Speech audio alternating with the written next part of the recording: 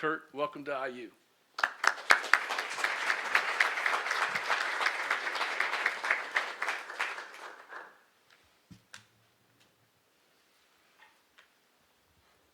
Thank you, Scott. President Witten, appreciate your support, belief and trust in me to lead this football program in the top conference in the country. And looking forward to the challenge. It's a challenge that really got my juices flowing. And I left a great job that I could have retired in with a contract through 2030 and won a lot of football games. But sometimes you got to make hard decisions in life. This was a hard decision for me. Because you've got to be uncomfortable to grow, and I'm too young to stop growing. So this is an exciting opportunity at a prestigious university in the top football conference in the country, and there is no reason why we can't be successful, pack the stadium, and be a source of pride to the entire university and town and state of Indiana, town of Bloomington, state of Indiana, okay? We're gonna change the culture, the mindset, the expectation level, and improve the brand of Indiana Hoosier football. There will be no self-imposed limitations on what we can accomplish. It'll be a day-by-day process that is hinged on being focused on the present moment and improving as much daily as possible to put yourself in the best position tomorrow. It's how we do everything as coaches, players, everybody in the organization. And there is one leader, and he's standing here. I am standing, I believe, still standing. Okay, in that building, and it's me. And everybody follows that lead. And that's one of the keys to success, is we have everybody thinking alike. All right, so we have a blueprint and a plan that has been successful, proven to be successful, and no reason it shouldn't be successful again. We're knocking all kind of things out today. All right, and looking forward to getting to work. So with that, questions? Start with Zach, and you're right, please say your name and outlet. Zach Ostrom with the Indianapolis Star, coach here. Over here. Yep. Nice to meet you. We heard a lot from President Witten and Scott Dolson about why you were the right choice for them as you evaluated them, as you evaluated the job. Why was this? What were the factors that made this the right choice for you? I thought it was a tremendous challenge in a great football conference, and the type of challenge that I've already succeeded at once before. Like when I went to Elon, okay, their one-loss record before I went there was like 7-45 or something like that, right? Put the blueprint in, the plan. After 9 games, we were 8-1. Played JMU for the conference championship. The next year, went up and beat JMU at JMU, broke their 29-game winning streak at 4 or 5-1 at that point, ranked in the top 5 of the country. Lost our running back, quarterback the first series, the next game, won the next 3, but then didn't finish well. Thus 14-9. I don't like 14-9. Okay, that's not very good. But we know how to do it. I've been around great people, great mentors. My father was a Hall of Fame coach. I had the opportunity to go in with Coach Saban on the ground floor at Alabama when Alabama was a mediocre football program, and we went from 7-6 to 12-0 year 2 and recruited a class that had 6 first-round draft choices. Very instrumental in the recruitment process of a few of those guys that won Heisman trophies, All-American awards, et cetera, et cetera. Had the opportunity to coach Julio Jones. Coach Phillip Rivers, who you guys remember came in here, threw a great touchdown pass to Corin Robinson in the year 2000, a dramatic comeback, right? And so opportunity to be around a couple great players, but great mentors, got a passion for the game. I'm a football guy. My hobby is football. It's football and family for me, and that's it. And I'm proud announce my wife, recognize my wife, Manette. We've been married 33 years, still have the same lazy boy. And my son Curtis, the oldest at 32, right, who until a couple days ago was making more than me, and the other two, the girls are doctors married to neurosurgeons, and they're all 4.0 students. So mom's got a little talent. I'm just kind of average. Front row left, Matt, then Mike. Coach right here, Matt Weaver, 247 Sports, pigs.com. Talked about working for Coach Saban. Obviously, your dad was a great coach, but what kind of things did you take from Coach Saban, from your father, that you put into your coaching career? Well, I never worked for my dad and only played for him 1 year. But when I went with Coach, I'd been coaching, I think, about 28 years at that point. Learned more from him in year one about how to lead and run a program than the previous 27, I'd say. And just everything from A to Z.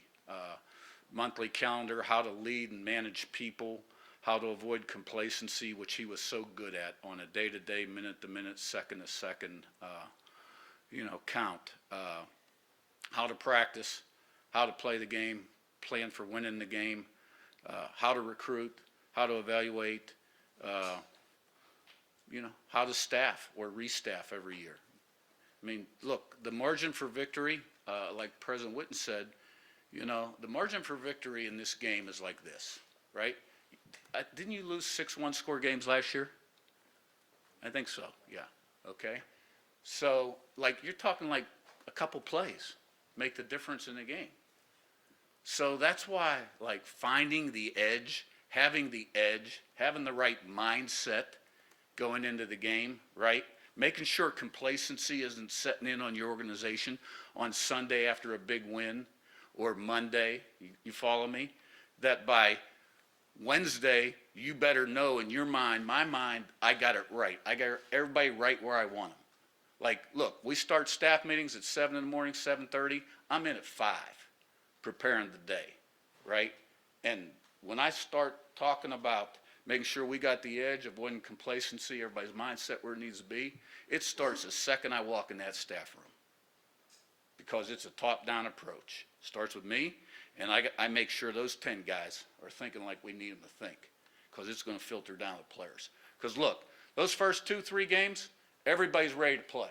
Everybody. After that, it's who shows up ready to play. Right? That's called coaching.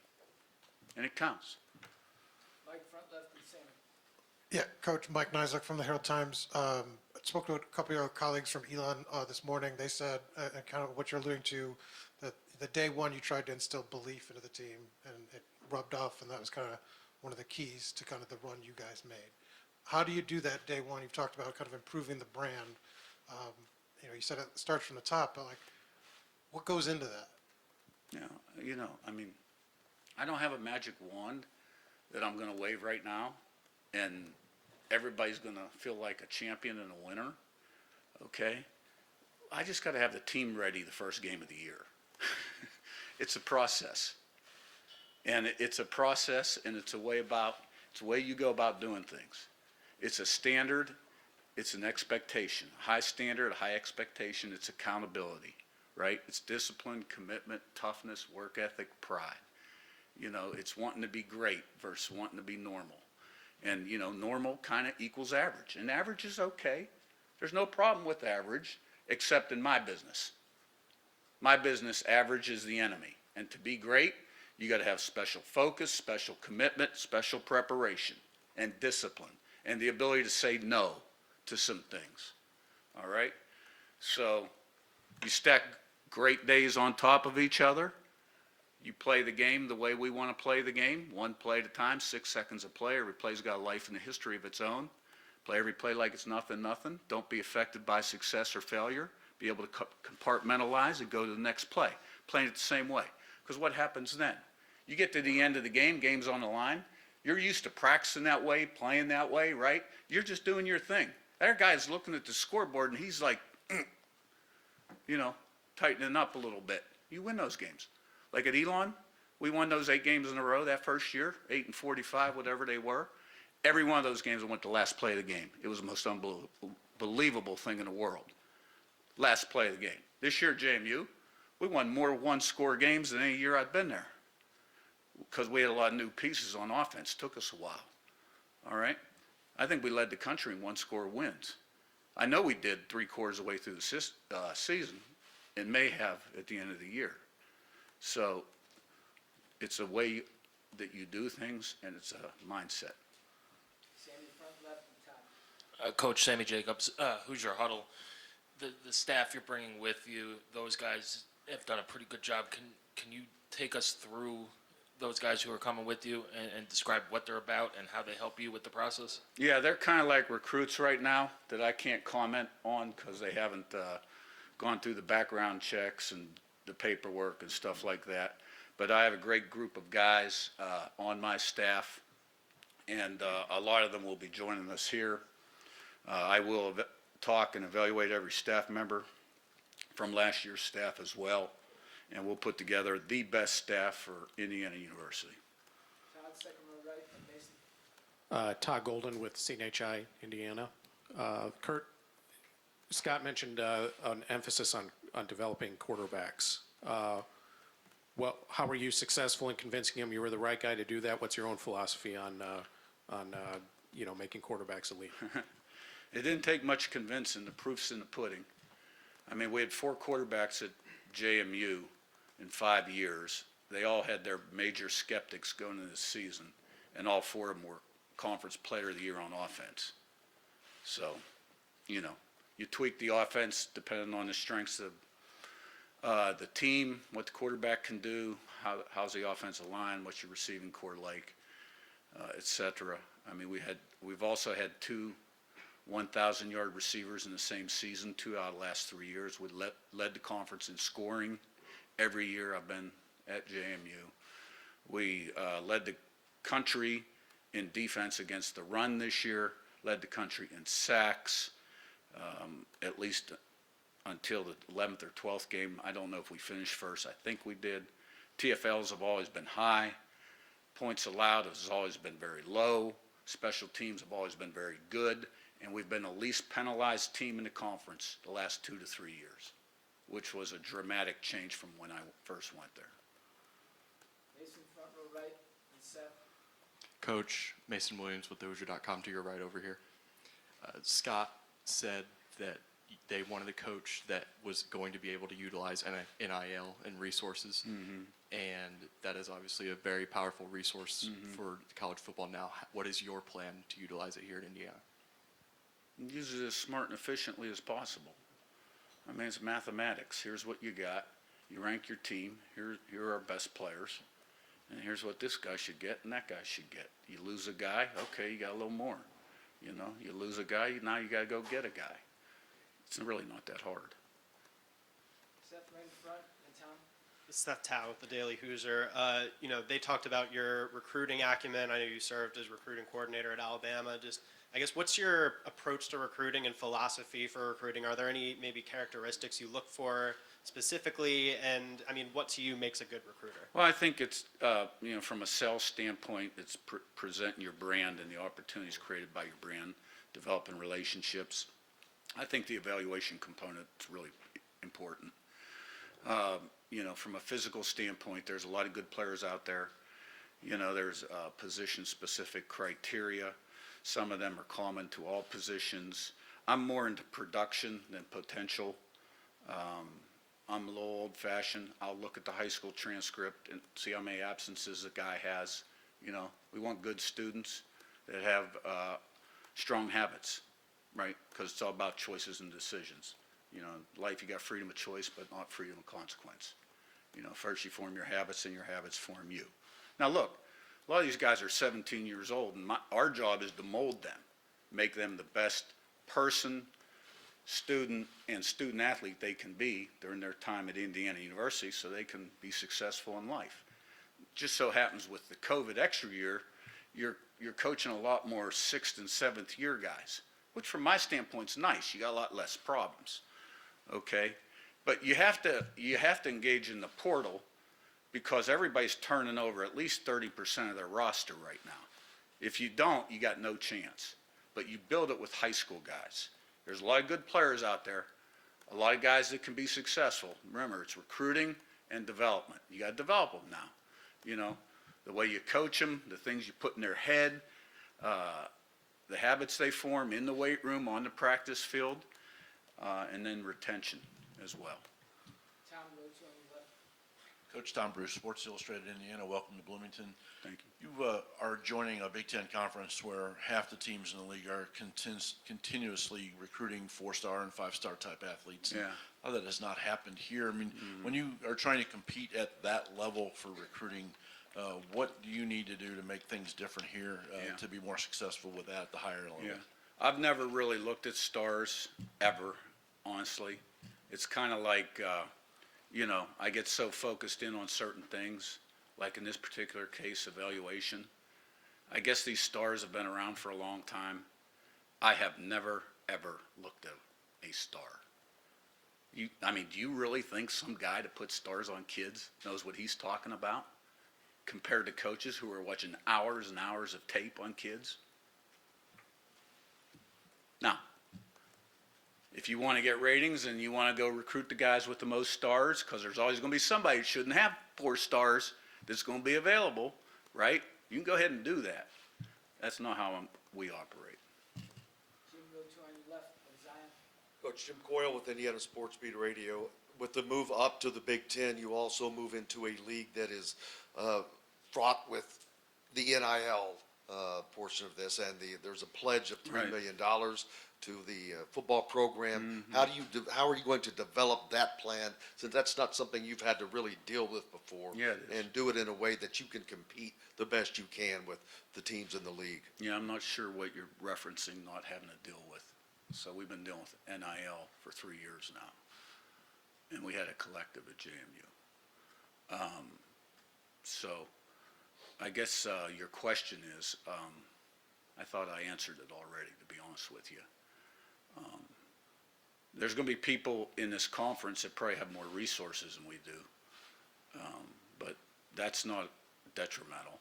You know, you got to take the right kind of guys, you got to develop them, form the intangibles on your football team, right? And that's what we plan on doing. There are a lot of good players out there.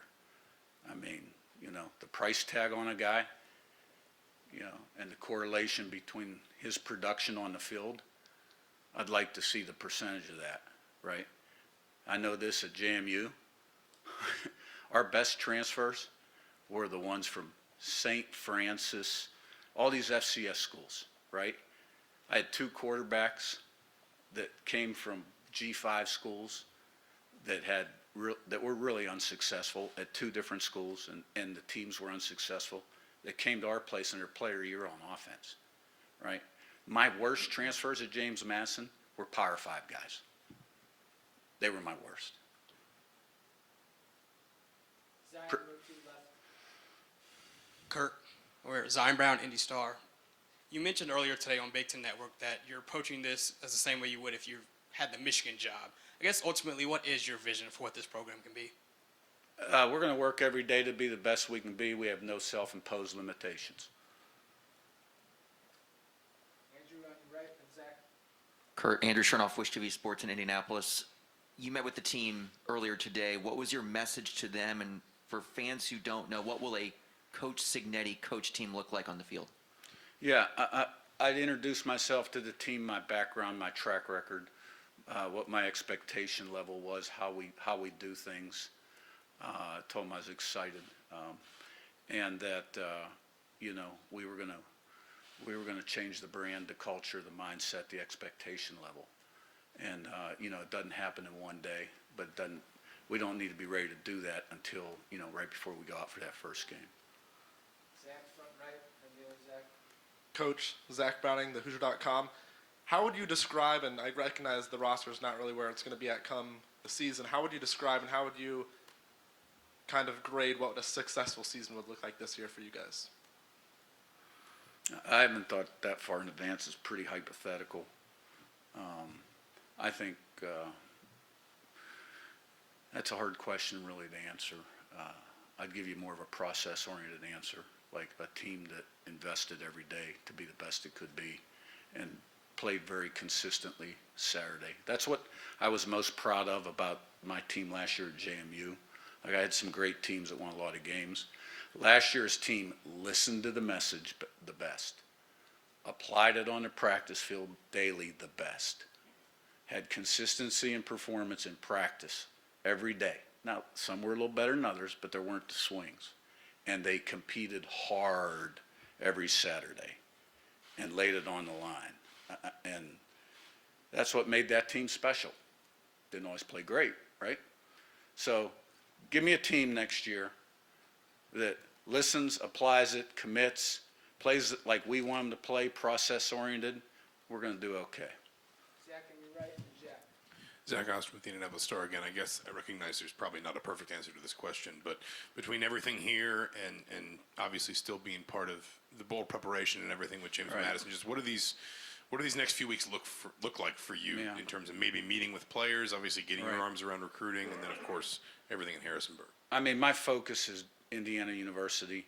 I got to get to know the roster, the players, last year's coaches. There's a lot of work that needs done. At JMU, they're not even sure the bowl date, who the opponent is. They'll find out soon. We'll see what happens in terms of coaching that game.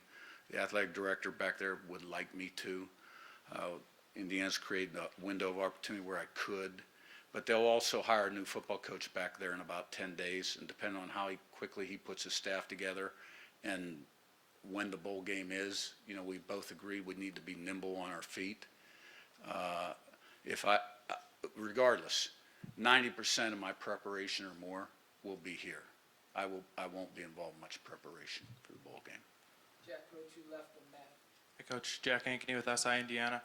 What do you see as the biggest challenge in elevating a program that finished with the worst record in the Big Ten this last year to where you want it to be?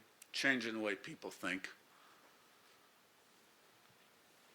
Well, Matt, on your left in front, and then we'll wrap with Mike. Which I understand Matt Weaver with 247. I understand with recruiting, it's become national, especially with the portal, but you've been in a lot of different places. Are there certain areas where you feel like you're going to be more focused on as far as high school recruiting, geographically areas like parts of the country that you have more connections in, or is kind of what's your plan with that? I think most teams across the country, the plan is about the same. You got to do a great job in your state, the border states, 4.5, 5 hour radius. Then, what other pockets do you need to get into to have enough prospects so you can get what you need? You've got to be in the southern states, Georgia, Florida, and then you dabble in the areas where you have contacts, whether it's Pennsylvania or the Mid-Atlantic. We got teams in California now in the Big Ten. There's players from California on the roster. There's players from Texas, Louisiana, Alabama, Tennessee, which isn't that far from here, Kentucky. So, wherever they are, we'll find them. And, if we think they're a good fit and a good match, then we'll get them on campus. And, yeah. Mike, last one. Yeah, Mike Nisley again from the Herald Times. It's kind of a two-part but related. You mentioned your wife and your family. As you've kind of risen up the ranks, how have you leaned on her, and what was her kind of reaction to you getting this opportunity? And has she pushed you, like you said, to be uncomfortable? And then your father, obviously, you mentioned him, Hall of Fame coach of West Virginia. What would this moment be like for him to see you here standing in the Big Ten now? Well, I think he's probably would have had a lot of proud moments. When you're at the crossroads, you think a lot about what would he say. But you're your own guy and you do your own thing.